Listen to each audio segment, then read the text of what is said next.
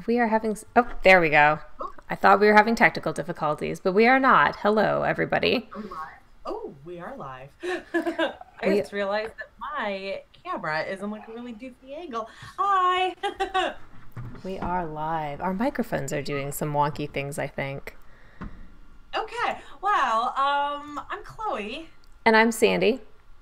and this is WordStitch, and this is our first write-in post Nano 2018. So we're just gonna have a whole bunch of technical difficulties because we're burnt out right now.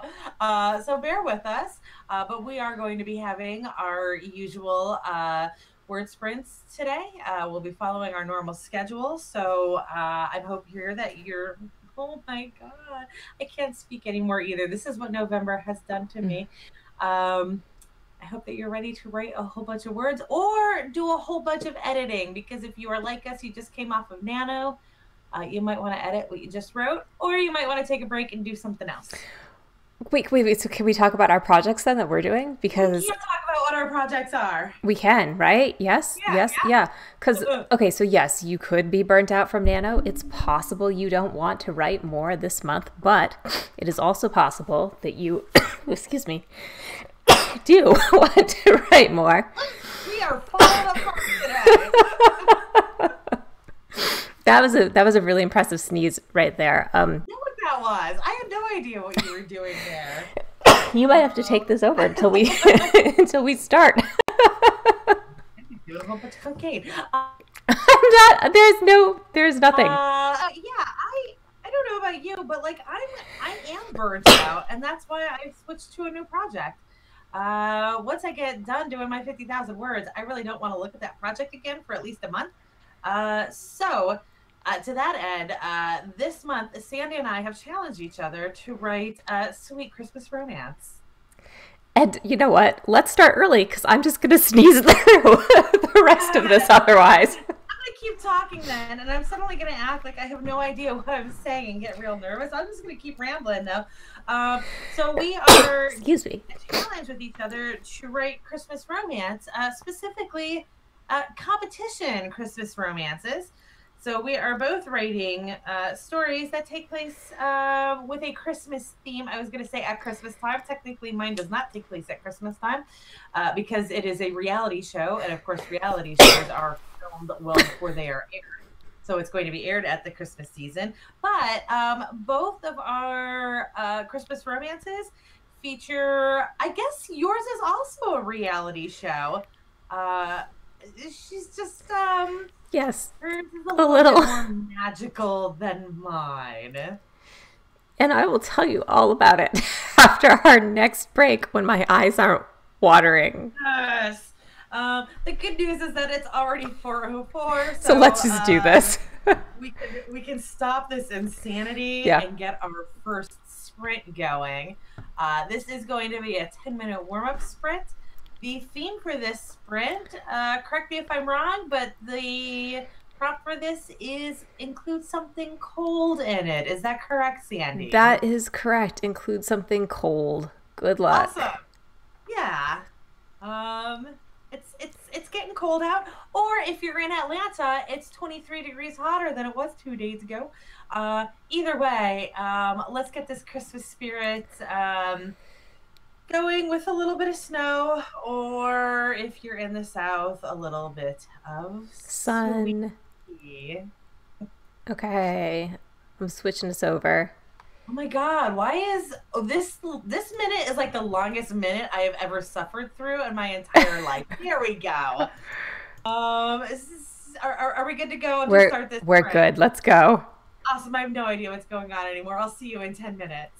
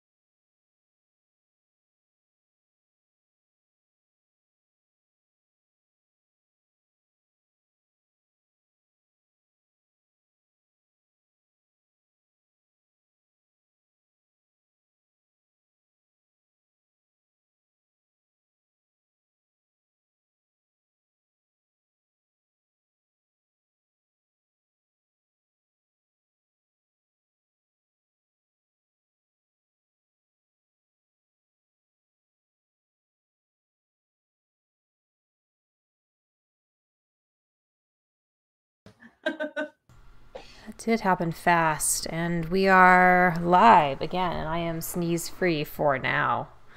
Sandy's alive. Yeah, luckily I really wasn't sure I was going to make it right there. That was not good. I thought we should change the prompt. I have no idea what that was either.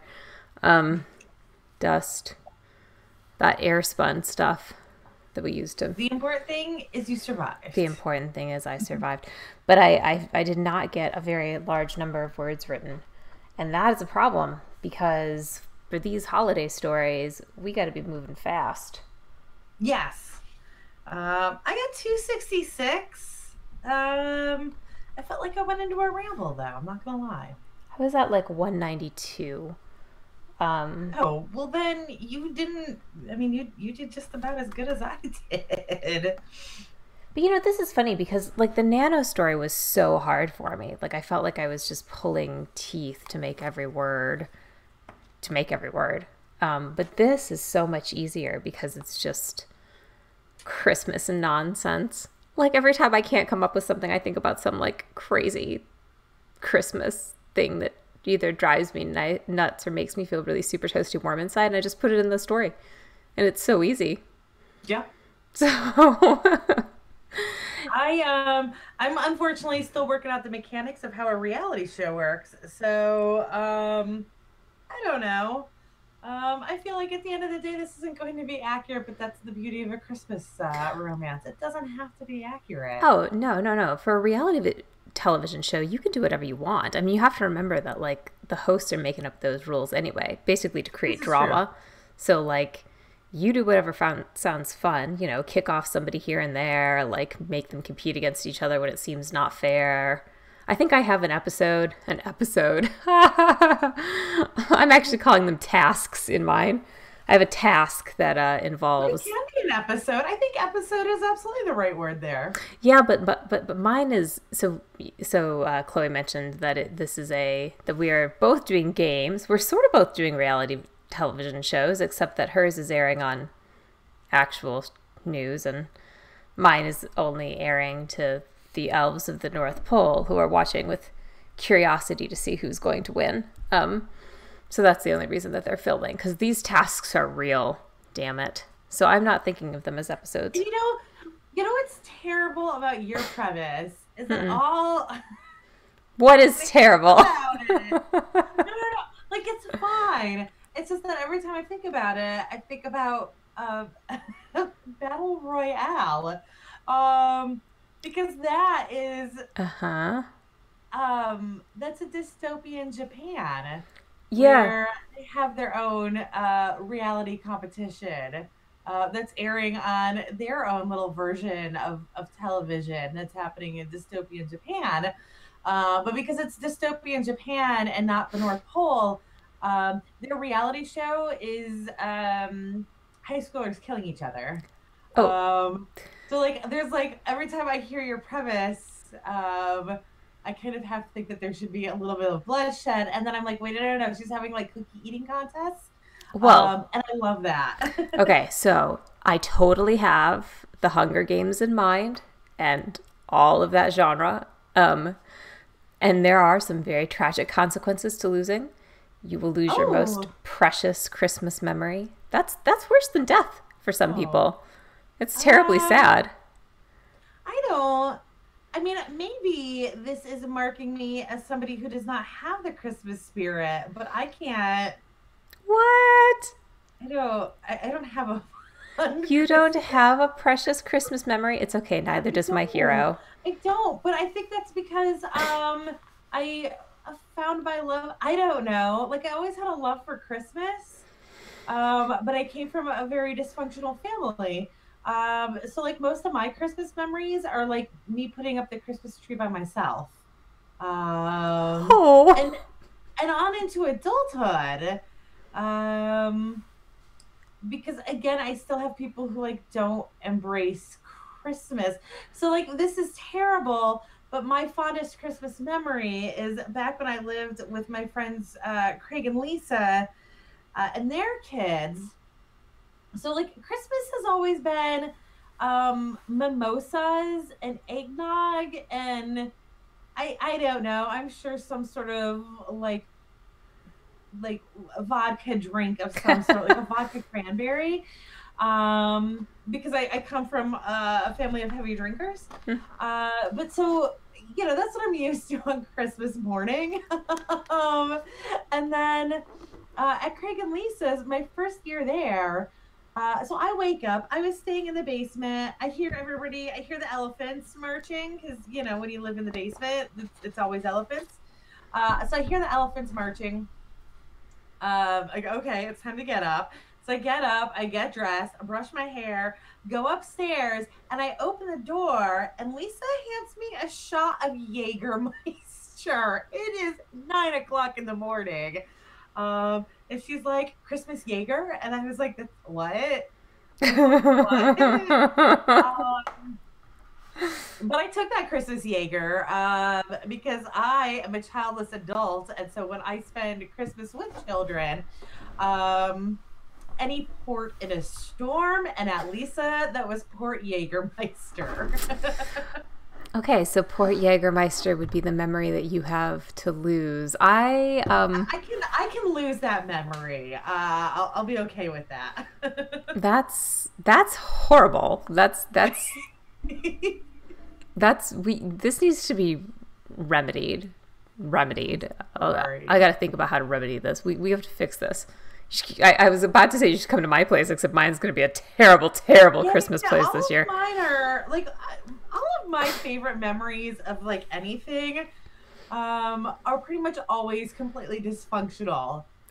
Normally, my favorite memories are the ones that are just so ridiculous that I can put them into song. Yeah. That's good though. I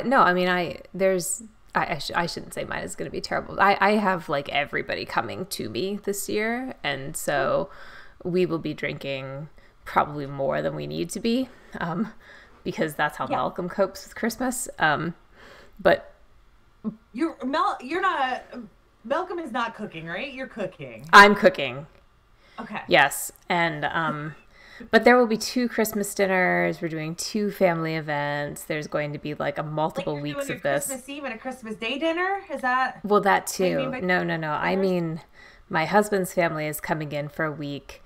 We're doing Christmas Eve dinner, Christmas dinner. I think his mom is helping. I think she's orchestrating all of that. She's graciously volunteered to take that over. But then the next week it'll be my family, and there will be another Christmas. It's going to be a lot of Christmas. We should have done. I've done it with Thanksgiving before. I've never done it with Christmas, but I've done it with Thanksgiving. Yeah, but Christmas is so much fun when it's like terrible chaos. Like those are the ones that you remember the most. I keep trying to think of what my like most memorable Christmases are, and I'm pretty sure they're the Christmases that I was like really sick. Like there was one Christmas my entire family, and I mean extended family too, all got the flu. But like when everybody has the flu, then you can kind of all hang out together in your misery. So like I recall some really good breakfasts after people had recovered, where there were like sleeping bags all over the floor, and who knew who was in what state of agony. Yeah. But somebody was making bacon, so it was all okay. Yeah. I had one Christmas. I remember my parents were supposed to coming down. They always cancel at the last minute. I think this year they're actually going to come because I have cats now. So I have a reason to actually visit to meet their grandchildren. But there was one year, also at Craig and Lisa's. I guess Craig and Lisa must have gone somewhere else for Christmas, and I was sick. And then my parents didn't show. So I spent all of Christmas binging the X-Files cartoon from the 90s. Not the like normal. I'm sorry, did I say X-Files? You did. X-Men. Oh. That was a good series. There were X-Men cartoons in the 90s. One was they were all adults, and the other one was like half of them were high schoolers. That was the one that I binged, the X-Men Evolutions. And that was a great Christmas for me. because I was by myself and I was watching TV. It actually Oh, sounds it's pretty good. 25. It is. It's And I 4:25. can't remember the prompt, but it's going to come up on the screen in a second. So let's get started.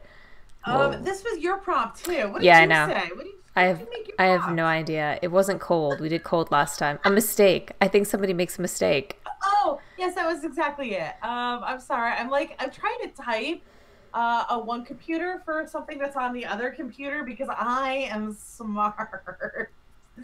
Okay, there we go. So we're gonna write for 25 minutes. Oh, Sorry about the massive ramble there. and Good luck, apparently everybody. it wasn't a mistake. It was a monster. So whatever. Monster mistake. Do what you want. Okay, 25.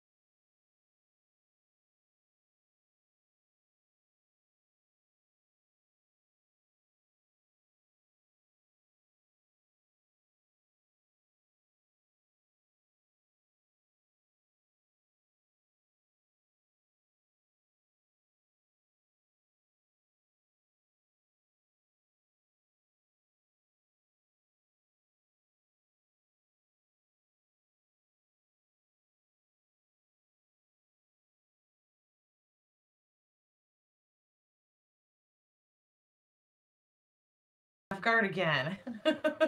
Yeah, no, because this is good because we're both absorbed in our stories. Kind of. I didn't get that many words again, though. I didn't even hit 500 that time. You know, I don't know exactly how many I got that time because I'm adding to an old document. Let's see. I I don't know. Whatever I had last time. 673 minus whatever I had last time. Why am I not using my word counter? This is tragic. You did about the same I did then, because I had 727 this time, and I know my last count was like 266. Right. Well, that's okay. That's okay. There's lots of good Christmas troping going on in this. Okay, so maybe we should talk about Christmas tropes, right? Like, and what kinds of things are going to show up in our story. So, when you think about Hallmark Christmas movies, what's your favorite trope? I don't know. I don't know if it's a trope so much as a cliche, but like my favorite aspect, and it's funny because it was what we were talking about during the last break. My favorite aspect of Christmas, Christmas romances, and I guess Christmas movies, and Christmas theme in general, is that you've always got somebody who has lost or never had the spirit of Christmas, Mm. and the story is always about finding their spirit of Christmas. And so, like, if it's a romance, then it's always their love interest who does have the spirit of Christmas. If it's not a romance, though, it's like a child or a guardian angel or ghosts of various Christmases. I guess would you say in A Christmas Carol, was it the ghosts themselves, or was it Jacob Marley that sent him on the journey to find the Christmas spirit? I don't know. I mean, Marley, like, he shows up to warn Scrooge, right? That he's going to be visited by 3 Christmas spirits. So I guess we don't know. We don't know if Marley is just a harbinger, or if he's actually set this entire thing up. Do we? Do we know? I think that he's being a friend. I think he's like, hey, this really stunk for me, so, like, I'm just here to let you Okay. know that your life in hell is going to be real bad if you don't pull yourself together, dude. It's So like so a we don't know who sends the ghosts to him then. we don't. We just know that, like, Jacob Marley is doing his old buddy like a solid. That's Yeah. That's crazy. That's crazy that until just now I never thought about. yeah, yeah. Well, but again, it's a Christmas story, and, like, with Christmas stories, things don't have to This. make I sense. had nothing to do Hmm? with the question. Yeah. So what is your answer to this question? Oh, for sure, it's like the prince, the princess who, like, isn't the princess but finds herself, like, in the prince's castle as his nanny or his cook, or, like, the fiance he thinks he's supposed to have, but she isn't actually the fiance because the actual fiance ran away like 3 weeks ago, or the maid. Oh, Ah, hey, hey. I better. lack of the rabid dog. Good grief! I have a rabid dog. Hey, hey, hey. Yeah, go get your rabid dog. I don't know. I like that too. I don't know. It's definitely Sorry, viewers. like the cheesier the better. And I don't know, like I don't have a favorite plot line. And definitely like the cheesier they are, the worse they also are, and I hate myself for it. Um but yeah, like I like a good quality Christmas movie, but I also just completely freaking adore the gutter, bottom of the barrel, free Hulu. Hmm. Yeah, like I think there was one I saw recently that was Melissa Joan Hart, who kidnapped The guy in it, I'm gonna say it was Mario Lopez. I could be wrong. I don't know who the guy was. But like it was the most insane thing. Like it was definitely one of those plot lines that never, never, ever, ever would work out. Because she was a criminal and she kidnapped this Yeah, but man. And somehow it worked out in the end. So that's kind of a favorite of mine. The one where it's like so absurd. The Prince ones, like you already have a little bit of suspension of disbelief because it's a prince in a fictitious country. But most of the times in those elements, like they get to know that person. It's a person who just works there, and really the only thing that's unbelievable about it is normally there's like a forgiveness arc in it. That you're like, I don't really know he would forgive this. mm-hmm. But that one with Melissa Joan Hart, she like ruined that man's engagement and kind Eh. of his entire life. And kidnapped and held him hostage at her family's Christmas. Wow. And in the end, he fell Oh, in love with I think I've seen that her. one. I think that's like a classic.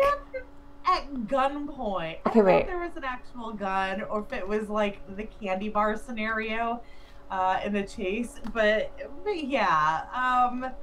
I One of the things I love about Christmas plots is that you're allowed to get away with like the most Uh-oh, you're frozen. in it's forgivable just because it's Christmas. Okay, we are talking about Holiday in Handcuffs, the Yes. 2007. Yes, that's exactly what I'm talking about. A struggling artist working as waitress loses her boyfriend and flunks a job interview, feeling like a failure and with the pressures of an intimate family Christmas approaching. She determines to bring home Yeah. the perfect boyfriend, even if it's a federal offense. I think I saw that and loved it. Who's the guy? Who is the guy? Let's check it out. The guy. That is a very like kind of risque picture of her like, tugging him along in that handcuff. It is Mario Oh, you're talking about Lopez. like the image for the Yes. graphic for it. Yeah, I think that was part of why I clicked on it. Not because I thought it was smut, but because because I was like, this is I don't know about this image, but this is a Christmas romance. And smutty Christmas romance only works in novels. It doesn't work in movies, I don't think. Well, Who's the guy though? Did you see who the guy was? Mario Lopez. Oh, it is Mario Lopez. Mm-hmm. Yay. Okay. Mm-hmm. Yeah. No, you're right. It's 4:59. Okay, then let's get started on the next one, Yeah. which is an irritating noise. Okay. This is twice in a row that I tried to type in the timer time on gosh darn it, on the wrong computer. Which makes me like the smartest person in the room right now. Because I'm the only person in the room right now. I don't even have a cat in here to compete with. Academia would probably win in an intelligence contest between me right now. Abazab would probably lose. He's not very smart. Oh no, it's not even 5 o'clock yet. Why are these minutes suddenly taking so long? Let's.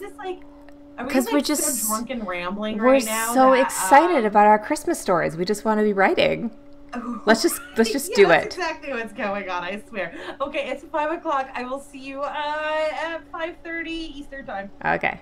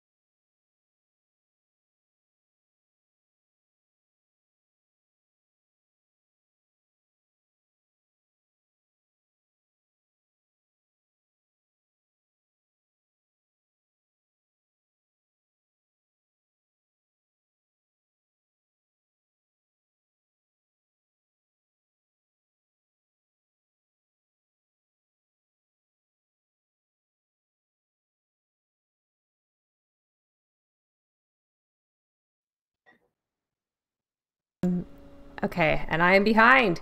Whoa! Whoa, it did get really dark. I'm sorry, I'm having technical difficulties because it turned into night. I'm sorry, this is getting scary. My apologies. That selfie light is really impressive, though.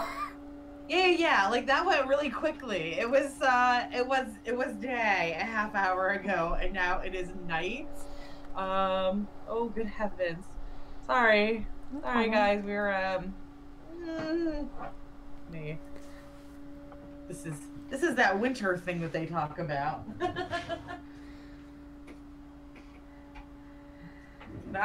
There we go. Whoa. Now it's daytime again. Woo! Okay, it's daytime. So that was good for me. That was like 800 words, and I think I'm almost done with this particular scene. So, yay! Yay!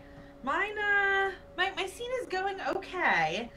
I say that it's dragging actually. My scene is currently dragging, but it's going okay for me because I'm writing it. It's just gonna have to be cut down considerably at some point, but not now, because we don't care about that right now because we're just writing Christmas romances. Yeah, and so this is, I think, an interesting topic for what we're doing. So I've been trying to tell myself that for this game, I've got to post a chapter every day, which means like a serious lack of editing, right? So like, you know, I finish the chapter, I sort of have a chance to look through it once and then go, okay, like that's it. This is going up on Wattpad. So, Chloe, what are your thoughts on that? Do you think you end up with a better story when you do things that way, or like a significantly worse story, or does it even matter? So you're in a really roundabout way talking about self-editing or editing as you write. Well, kind of, yeah. Yeah. Just like a really specific example of it. I'm not a fan of self-editing because I feel like you get bogged down. And again, by self-editing, I'm referring to like editing, like writing a chapter and then going through and editing it before you move on to the next chapter. I think that's a fool's errand. I feel like that is exactly how you end up getting stuck writing on something for 10 years. Because you like what'll happen then, and I know because I've done this before as well, is that like I write that chapter and I edit it, and then I write the next chapter and then I edit that chapter and then I go back and edit 2 chapters before again, and then like it just kind of builds on it's almost like a game of Simon, if that makes sense, that like each time you end up kind of going over the exact same thing. So by the end of it, you've wasted a lot more time. You end up with something that is really unevenly edited. And also I have found that pretty much every single time I've done that, by the time I get to the end of it, the beginning's wrong for the end. And I think it's because I have changed so much and like my ideas have changed so much that, you know, if it takes me like 4 years to write something, by the time I get to the end of it, the beginning of it is no longer in sync with the end. Does that make sense? Yeah, I mean, so this is kind of like, I don't know, it's like a half and half thing for me. If I am doing something complicated, like if I'm trying to write some serious fantasy, then I really have to finish the whole thing first and then go back and edit and then go back and edit again. I mean, I can try to make things relatively clean, but there's always going to be too much that changes. But something like this story or like a contemporary type thing where like I'm doing everything from an I perspective, but particularly this where it's just fun and you know that the point is fun. I actually think these stories turn out better if I do like one quick self-edit after I finish the chapter and then throw them up and make it my goal to have to figure out how to work around myself for like the next chapter. Like it's like a creativity challenge, right? So you started chapter 1. Yeah, like and now you've like worked yourself into a problem just the way that like, you know, you worked your characters into a problem. You got to figure out how to like dig out your You dig Yeah. yourself out Well, of a I hole. feel like that then is going into pantsing. Yes. Yeah. Yeah. Exactly. Yeah. But pantsing with some editing, right? Because these are, I mean, if you're totally completely pantsing, you're not really going back at all, right? You're just sort of like writing free flow. Um, I don't necessarily agree that that's what pantsing is. I think pantsing is just going in without a plan, and then just letting things happen as they happen. Which if going back, I could be misunderstanding what you're saying by editing, because like in this case, it sounds like by editing you're just referring to basically looking for like typos and like fixing super wonky sentences, which kind of I sort of put as a typo as well. Um, yeah. and you know, perhaps catching a continuity error. Yeah, because when you're posting like day by day, you for sure can't. I mean, you can't go back and do like what you were saying and like revise. Like you can't be like, Yeah. oh, I really don't like what happened in chapter 2, so I better go back and like fix that. I mean, I might go back and change the name of one of my elves. I I'm sorry. I'm sorry yeah. I did that to you. But I'm not making other like I'm not gonna play that because it's such a waste of time, right? Yeah. Yeah, Like no, you no, no. said. When I suggested that, or like when I brought that up, it was absolutely going to be something that like don't worry about now. Worry about when you do edits. But at this point, you also have so few reads, and Yeah. you've gotten so little written that like right now is kind of like today is kind of your last chance Hmm. to change that until you go into your edit round. Yeah, that's right. And yes. But I suppose I think the question I'm asking is a little bit different. I don't. I think when you're posting day by day, you really can't go back and like revise. But I'm still curious about like does this turn out a better story ultimately? And I think it probably depends on the writer and on the type of story and such. But I think this is such an interesting exercise because for me, like, I mean, this is so much less work than what I would put into something that I like really, really care about, right? And yet, the story is so much easier and like therefore easier to write that it could actually turn out like, God, I hate to say this, slightly better written.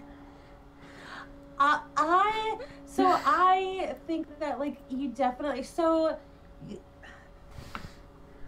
you got two things. Like you've got like both ways, both types of stories are going to be stronger in certain aspects. Mm-hmm. I think for this particular thing, where your strengths are going to be is the spontaneity of it and kind of the like random twists and turns Right. that pop up out of nowhere, which will also give a stronger element of humor to it. The flip side, though, is that it's not going to be as involved of a plot. Or it's not going to be like you're not going to have some of the things that people look for in stories. You're not going to have, oh my God, why am I blanking on words? Like Things that you give don't you a expect like hint about what's foreshadowing? happening. Foreshadowing. Oh Yeah. no, I totally And disagree. what was that? I totally disagree. Why not? Why wouldn't you sort of like take those little teeny tiny things that like you write in the beginning? Like everybody puts in like something funny here or there, or like Oh, I see what you're saying. Yes, every once in a while I will throw like some random thing in that I have no idea where it's going, mm-hmm. and I'll pick that up later. Yeah. So yes, there are occasionally things like that, but you also have a lot of like red herrings Yes. that red herrings can be kind of frustrating, unless it's like obviously being used as a red herring. For anybody viewing, if you don't know what a red herring is, I feel like I might have actually defined this before, but a red herring is no, never mind, I have it. It was something else.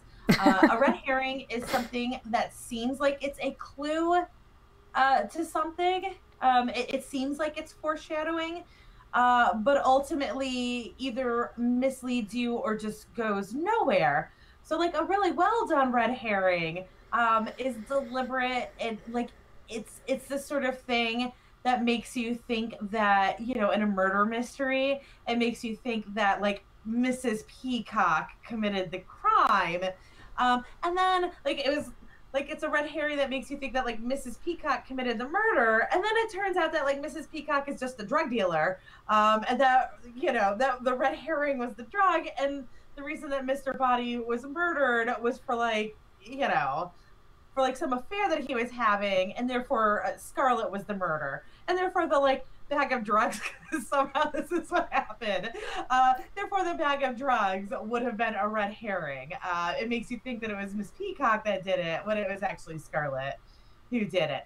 So that's a red herring. And so the whole point, coming back around, I feel like when you're pantsing, and you're not doing a whole lot of editing on the like back end of it either, is that you will end up with these red herrings, which can also like come off as continuity errors. Like you just forgot a plot line, and I'm sure that we have all read stuff before that had those red herrings that were definitely things that the writer dropped and were frustrating because of it. That like plot points that you were like really excited to see where they go, and then it was like forgotten about. Or yeah, pretty much that was it. I'm sorry, I rambled there. No, actually, your ramble made me think of a recommendation I have for a show. If you have not seen Agatha Christie's Ordeal by Innocence, it's kind of a Christmas thing, and it is a fantastic. You said show. Is this a movie or a television show? It's kind of a 3-part series. I think it's on Amazon right now. My husband and I have been watching it, so we don't know yet who the murderer is. But like, talk about a show that does a really good job with red herrings. Like, I have absolutely no idea. Is like the queen of red herrings. She's amazing with them. God, this one's really well done. It's fun. I suppose Murder on the Orient Express was obviously like gorgeously done, but for a 3-part thing. Red herrings are the hallmark of mysteries. Like red herrings are absolutely what make mysteries mysterious. Anything that can make the reader think, "Oh, I know it," and especially like something that makes the reader say, "I know it," but then when they're wrong, they can say, "Damn, I didn't know it, but that was amazing how they did it. Oh my God, how did I not know it?" I think that's exactly like where red herrings are the best, is when the reader can actually say, "Why did I think it was that person," and not even realize that it was a literary device. Yep. The red herring, which I wish I knew the actual reference to. Herring is as in the fish. I have no idea where that reference actually comes from. It's a good thing though. I don't know, but I feel like who taught me that? Scooby-Doo. Okay, like I feel like the red herring is like everybody, at least in our generation, would have learned that from the Scooby-Doo cartoons. Like, do you mean we learned the term or we learned the device? Both. Okay, because I absolutely learned the term from Clue the movie. Oh, really? In one of the endings. Have you seen Clue? Have I seen Clue the movie? I don't know if I have. Is it good? That's insane. You need to see Clue the movie. Every single person watching right now needs to go find Clue. I believe it was made in the 80s. It could have even been 70s. It is Tim Curry. He is amazing in everything he does. He's amazing in Clue. Madeline Stowe, a bunch of like actors that you know from back then. Madeline Stowe's hilarious too, but in the movie, it's actually got 3 different endings. And by Clue the movie, I mean it is based on the board game Clue. I don't remember what the actual reference was, but in one of the 3 endings, they say who did it, who killed Mr. Body, and then one of them says, "Well, what about this thing?" And the other person says, "That was just a red herring." And that was how I learned the term. Nice. Okay, enough about red herrings. It's 5:45, so we got to get writing again. I did this right so that I can get this started at the right time and not like sit here and whine about how bad I am at doing timers. What's our thing? I don't remember, but I'll tell you in a second. A small miracle occurs. A small miracle occurs, like me finishing this scene. Go ahead and go now.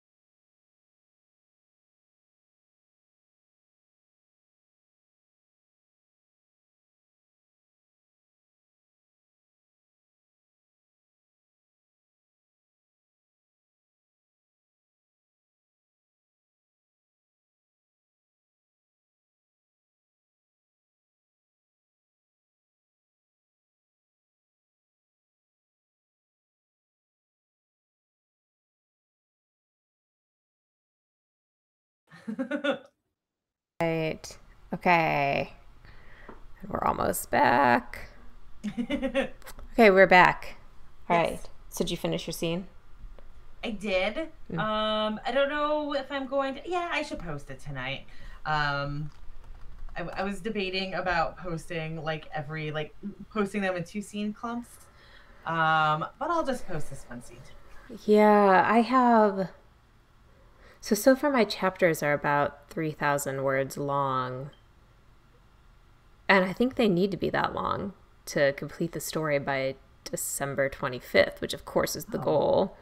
So I should probably write the other scene tonight, but I don't know if I have time to write it tonight. Might have to post it tomorrow. We'll see. Yeah, I don't have time to write 3,000 words. I did 2,500 a day in Nano.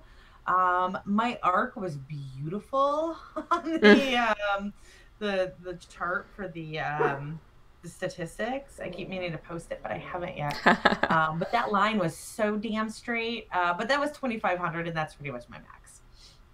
I don't know why this sounds easier to me. That's really weird, isn't it? I think because you don't care as much. Totally. I'm not. This is. I hope somebody reads it. I hope it's just fun. But I don't anticipate this going very far. So we'll see. That's the whole point of this, though. You're gonna put it out there, and you're gonna make like $20 off of it, and whatever. Wait, you can make money off of these? How would that happen? You post them on Amazon. Ah, yes. Yeah. Oh, well, who knows? There's a long game here. We've already talked about the long game. There's a long game here. Yeah, no, I mean, later on, maybe it'll help. We'll see. Well, it could happen. But okay, so in the meanwhile, we are done for the night, and at least we each both got a whole scene written. So that's really super positive. Yeah, I wrote 1,500. I'm happy with that. Mm-hmm. Yeah, my scene is 1474. So awesome. Yeah, we kept neck and neck the entire time, then, didn't we? Mm-hmm. Yeah. So that must be a rational writing speed. Let's. Yeah. Perfect. Okay, so if you are following along with us, we hope that you are having some fun either editing or writing your own Christmas story. If you're writing a Christmas story and you find this, then find us on Wattpad. Yes. Yeah. I'm at Chloe Complains on Wattpad. And I am at Wesley Ash. Wesley Ash. I should probably post that somewhere so that it's easy to find, because I feel like I made it a little hard to spell. It's spelled all weird. Yeah. Well, that's what you get when you try to look for a unique pen name. So find us, and we'll try to post our names so that you can find us, and otherwise we'll see you next week at 4 p.m. on Monday, December 10th. Yeah. You guys have a good week, and happy writing or editing. Yeah, right. All right. Bye, everybody. Bye.